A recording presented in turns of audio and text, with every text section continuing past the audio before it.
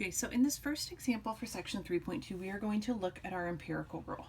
We actually looked at this question and did a little bit with this in the last section, so now we're going to kind of revisit that example and expand on what we looked at in the previous section when we were talking about our smog levels. So data on smog levels in a sample of cities was collected, and the distribution was found to be roughly symmetric and unimodal. The mean particulate level for the samples was 10.7 micrograms per cubic meter, with a standard deviation of 2.6 micrograms per cubic meter. Again, we're looking at an example that we saw in section 3.1. All right, now we're asked to fill in kind of three different lines here. We're asked to find our boundaries for 68% of the cities, 95%, and 99.7%. So what we're going to do is we're going to use our standard deviation to figure these out. All right, so our center part is always going to be our mean.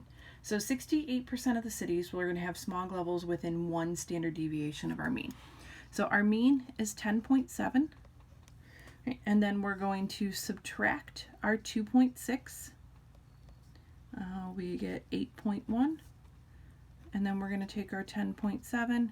We're going to add 2.6 to go one standard deviation in the other direction to get 13.3.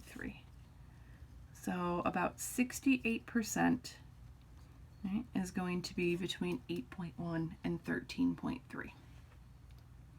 Right, so what I'm going to do here is just on a sheet of scratch paper, I have a little curve sketched out that looks like our pictures. Right, so if we look at this little curve, what that means is our mean here is that middle value of that 10.7, right, and then that 8.1 and 13.3 are what we just found going in both directions. So as you're working through the problems in this section, if it's going to be beneficial to you, I strongly suggest that you take the time to draw out a little sketch.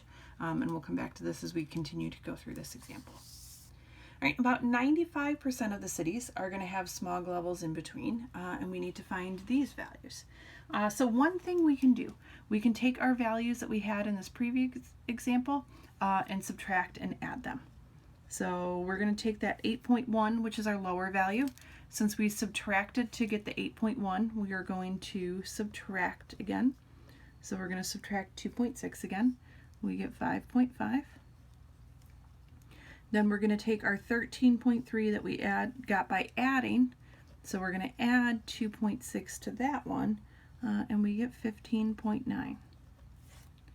So about 95% are going to be between 5.5 and 15.9 micrograms per cubic meter. So going back to our little picture here, that means that as we go out, we're going to have 5.5 as our label here, and we have 15.9 as our label here. There is an alternate way that we could have figured this out. So I will just take a quick second to mention this. If you go from your original mean, we're going to subtract 2 times our standard deviation, and we're going to add 2 times our standard deviation, which gives us the same values of 5.5 and 15.9. So it just kind of depends on your personal preference. I think most people generally, as we're going through, especially if you're labeling a picture, we tend to just keep doing the addition and subtraction. It makes it a little bit easier, a little bit more straightforward. All right, then to finish this example up, almost all, 99.7% of the cities will have smog levels in between. All right, so we're going to take these two values that we saw here and subtract and add again. So 5.5 minus 2.6 gives us 2.9. And then we ended with 15.9 plus 2.6 gives us 18.5. All right, so we have 2.9 and 18.5 micrograms per cubic meter. Looking at our picture then, we'd have a 2.9 here and an 18.5 over here. Remember, as we're going through, again, we have 68% in the middle, 95% as we go out, and then 99.7% as we go all the way out to the edges. And remember, anything more than 2 standard deviations, so anything in this little tail here or that little tail here, would then be considered unusual. Right? To find these values, we can also calculate these our alternate way, and we're going to take 10.7 plus and minus 3 times.